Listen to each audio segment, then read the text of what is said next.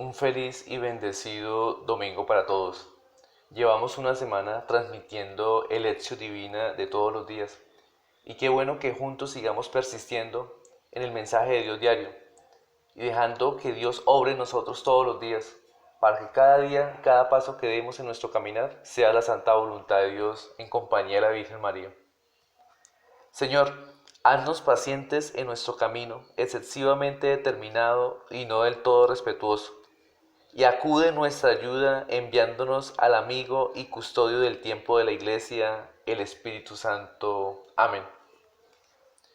El texto del Evangelio de hoy, Mateo 13, 24 al 43, consta de tres parábolas, un intermedio y la explicación de la primera parábola. Las tres parábolas, la de la cizaña y el trigo, la del grano de mostaza y la de la levadura, tienen la misma finalidad. Quieren corregir las expectativas de los contemporáneos de Jesús, que creían que el reino de Dios irrumpiría con fuerza y eliminaría de pronto todo lo que le fuera contrario. A través de estas parábolas, Jesús quiere explicar a sus oyentes que Él no ha venido a instaurar el reino con potencia, sino para inaugurar los tiempos nuevos gradualmente con la cotidianidad de la historia, de una forma que a veces pasa inadvertida. Sin embargo, su obra lleva consigo una fuerza inherente, un dinamismo y un poder transformante que poco a poco va cambiando la historia desde adentro según el proyecto de Dios. Eso sí, si se tiene ojos para verlo. Entre la parábola del sembrador y su explicación, el evangelista introduce un coloquio entre Jesús y sus discípulos, en que el maestro les explica el motivo por el cual a la muchedumbre habla solo en parábolas. También aquí, entre las parábolas y la explicación, el evangelista hace un breve comentario del por qué Jesús habla en parábolas. Finalmente, sigue la explicación de la parábola, de la cizaña y el trigo. Lo que maravilla en esta explicación es que mientras muchos detalles de la parábola son interpretados, ni siquiera se hace una mínima mención del punto clave de la parábola, a saber el diálogo entre el amo y sus siervos con respecto a la cizaña que ha crecido con el grano. Muchos estudiosos deducen que la explicación de la parábola no es obra de Jesús, sino del evangelista y cambia el sentido original de la parábola. Mientras Jesús intentaba corregir la impaciencia mesiánica de sus contemporáneos, Mateo se dirigía a los cristianos tibios para exhortarlos y casi amenazarlos con el juicio de Dios. Parábola y explicación forman parte de todos modos del texto canónico y por tanto los dos se tienen en consideración porque los dos contienen la palabra de Dios dirigida a nosotros hoy. En los dos sumarios que nos ofrece el ministerio de Jesús, Mateo lo presenta predicando el Evangelio o la buena nueva del reino y sanando.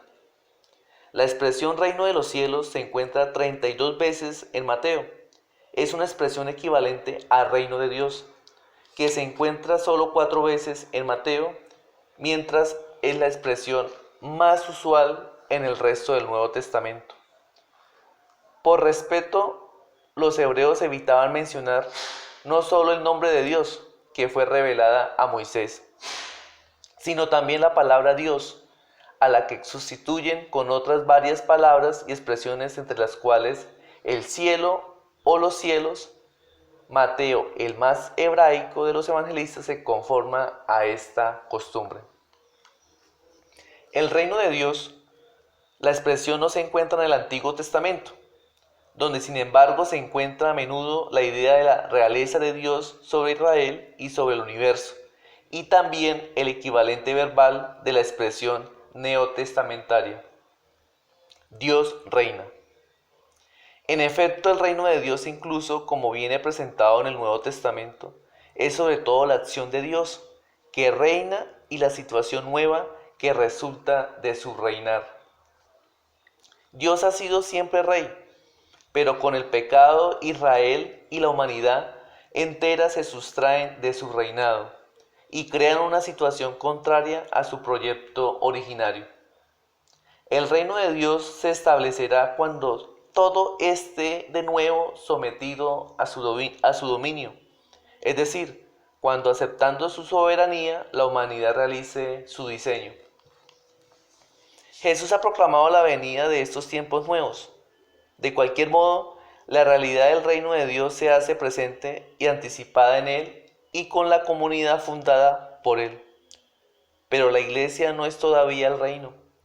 Ella crece misteriosa y gradualmente hasta conseguir su plenitud al final de los tiempos. La lógica de Dios. La realidad del reino y su crecimiento, como viene descrito por Jesús, nos ponen de frente al misterio de Dios, cuyos pensamientos no son siempre nuestros pensamientos. No confundamos realeza con fuerza, con imposición, con triunfalismo. Nos gustan las cosas hechas a lo grande. Consideramos que hemos realizado una empresa cuando viene aclamada y cuando a ella se adhieren muchas personas. Estas, sin embargo, son tentaciones por las que también la comunidad cristiana se deja seducir y en vez de ponerse al servicio del reino, a menudo se encuentra en contraposición a él. Dios, por su parte, prefiere llevar adelante su proyecto con cosas pequeñas, pobres, insignificantes, y mientras nosotros tenemos siempre prisa por llevar a término cuanto antes nuestros proyectos, Dios sabe esperar con mucha paciencia y longanimidad. De frente al mal que ves en el mundo y en ti mismo, en nosotros mismos, ¿cuál es nuestra reacción? ¿La de los siervos o la del amo? ¿Cuáles son los signos de la presencia de Dios que conseguimos vislumbrar en el mundo y en nuestra vida? Señor Jesús, te pedimos que nos des fortaleza para poder ser sembradores de alegría y paz en el corazón de las personas con las que nos encontremos el día de hoy. Amén. Gracias por escuchar el mensaje del día de hoy, un poquito complejo, pero profundo, para que juntos sigamos meditando la palabra de Dios, que no nos confundamos, que Él quiere lo mejor para nosotros y que en vez de desviarnos de camino, sigamos el camino que Dios nos deja día a día, obrando en nosotros y donándonos plenamente a Él para que Él haga la santa voluntad con nosotros. Amén. Dios los bendiga. Un feliz domingo.